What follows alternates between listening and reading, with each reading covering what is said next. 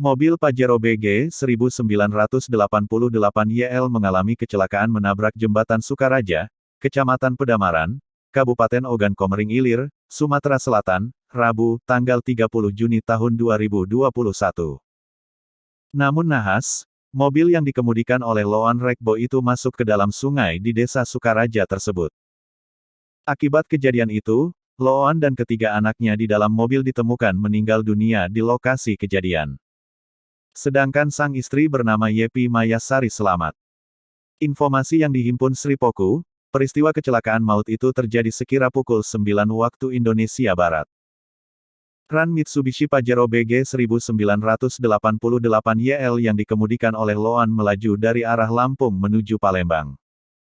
Setiba di lokasi jalan menikung dan kendaraan menabrak besi pembatas jembatan, mobil terjatuh ke dalam sungai. Sehingga menyebabkan penumpang di dalamnya meninggal dunia. Kabar kecelakaan satu keluarga di Kabupaten Oki ini mendadak viral di sosmed.